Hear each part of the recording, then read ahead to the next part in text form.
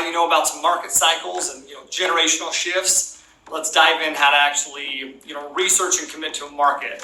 There's a whole bunch of different factors to consider when choosing a market. But in this lesson, in this video, right, I'm going to walk you through the most important indicators, as well as some resources that are going to help you, with your research, right? So that you know what those indicators look like in the market, the specific areas, right, that you're considering investing. So the key is to weaponize yourself with information, and you do that for a couple different reasons. Okay, for I would say three major purposes. Number one is to determine, obviously, which investment market that you're going to grow roots, build teams in. Two is to really increase your capacity, to answer investor questions. One of the most common questions that an investor is going to ask you is, why did you choose this specific market? So obviously having, an answer that supports that decision, it obviously helps, right? It was just the first one I saw. That's not your answer. You want to be weaponized with information. And then number three is to help you determine, your investment strategy. As you're gathering this information, you're going to find and really understand how you should invest in specific areas, right? What's happening there. So typically, you're going to start building teams in two markets, and I covered this for sure at the 3-day class. But regardless of where you're at, you're always going to conduct market in your own local area. It's very important. You will learn. Now, that's no matter where you're at. You're going to learn so much from your own backyard that's going to serve you very well as you move into emerging markets. But you're also going to choose one emerging market to start building teams up with, teams in as well. So, no, not any more than one though. Doing so is going to hurt you, not help you. We have to be specific to certain areas, right? So some resources that are going to help with that. Marcus and Millichap is a great resource for you. I'm sure I mentioned this at the class too. They put out a great, free report on major commercial markets. Once again, it's one of my favorites. I'm sure at the Millionaire Mindset event I mentioned it. But Marcus and Millichap puts out a great report. Now, some other resources, right? You also should check with your local community leaders, in industrial or economic development committees. You need to ask them what they're doing to attract job growth. This is an amazing resource for you, and I'll tell you this, you will gather tons of info from these resources that are going to save you hours of time trying to do your own research. And then once you gather that information, from them, right, then we just verify the information. So you need to ask them, how strong the leadership is. So maybe get a copy of the master plan. Markets don't move without strong leadership. So get a copy of the master plan. Ask them about revitalization zones, target areas, opportunity zones. All of these areas are specific areas that we want to focus into and do some research on. Opportunity zones offer great tax incentives. You should also grab other economical info, right? What are the current business incentives that they're offering? Are there, the economical forecasts that they have for the area? Job growth. So with job growth, you want to make sure that you look at the current year as well as the last 3 years, right? Give us an understanding of where it's trending. And then you can also contact the local building department. This one goes overlooked as well. But man, the local building department is a great resource for you. Okay, you can request info on multi-housing permits over the past 7 years. Are they tapering off? If so, the supply may be too high. Also check the turnaround time on permit requests. As well as the number of requests, currently in the pipeline. Kind of like we talked about yesterday, on the last video, this is going to help you understand building supply, right? Once again, like we talked about in the previous lesson. So you can also look at sites like areavibes.com, neighborhoodscout.com, citydata.com, bestplaces.net. I don't know why I skipped around like that. Niche.com.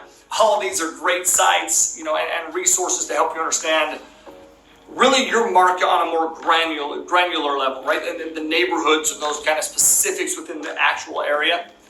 And then some of the key indicators that we're going to be looking for. Okay, construction. So key indicators, construction is certainly one of them. We've mentioned that multiple times. This helps us understand, what is being built and, if it'll increase or decrease our demand for apartments.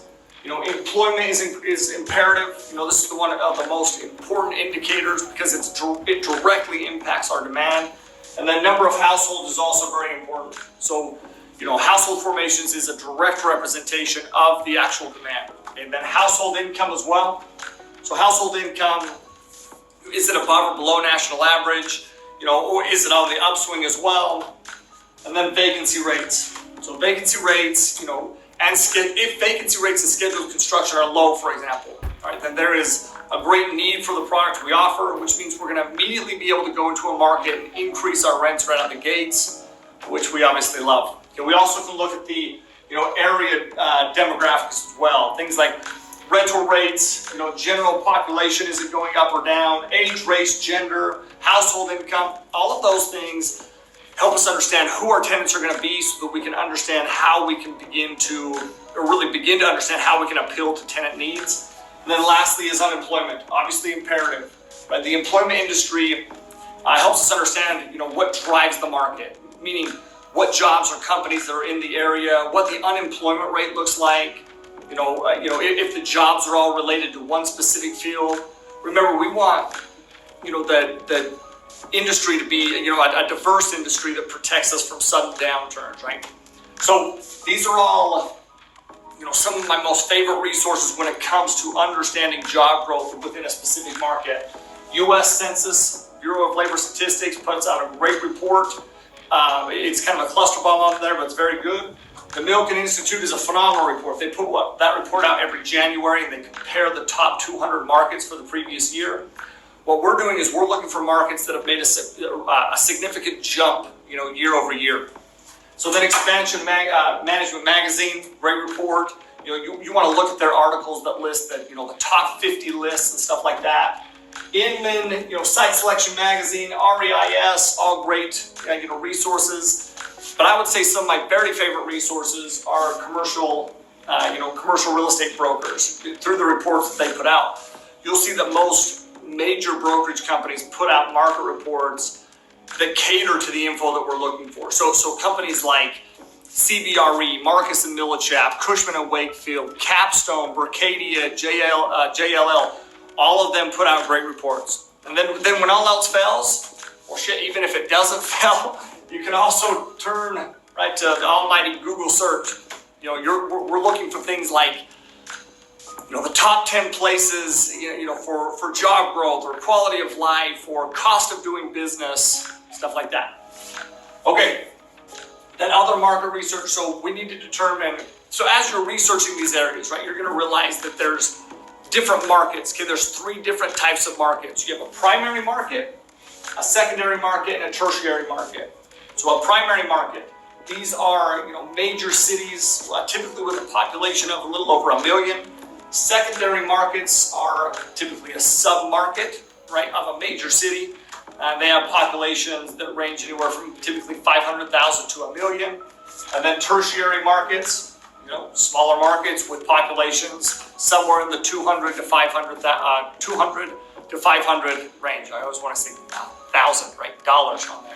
My advice is this: properties in secondary and tertiary markets are a great place to focus in the beginning. They typically have less competition, from large players and institutional investors, but they also have a lower chance of overbuilding. Ryan and I actually acquired our first 100 million worth of real estate in secondary and tertiary markets. We love those. Okay, but lastly is your location checklist. So we're looking for properties in areas that have these types of conveniences here. Okay, so all of these would be considered a plus. Shopping centers, convenience store, good cultural, recreation, around the area, major transportation, mass transit, mature, established neighborhoods that have homes that are actually appreciating in value, right? That obviously helps us. Residential construction is limited within the area. Tight rental market with low vacancy rates. Once again, that's demand. It allows us to increase our rents, which means rents are increasing or stable. Minimum competition. An established track record as a rental market, and then a pleasant political climate for conversations and conversions is incredible. It's very important for us to look at. Okay, so all of these things would be considered, a plus in our book, right?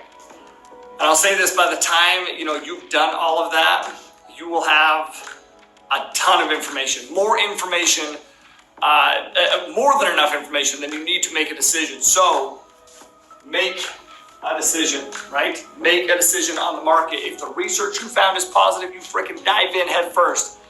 And then you get excited because this business is about to get very fun, man. Building your teams is fun. But I can't stress this enough. We have to make a decision. The last thing we want is to get caught in this analysis paralysis, right? There's no perfect market. Right? But there are plenty of markets that will work perfectly fine for what we're about to do. Which is freaking kick some ass and take a lot of names along the way. You best believe that, okay? So dial in on a market.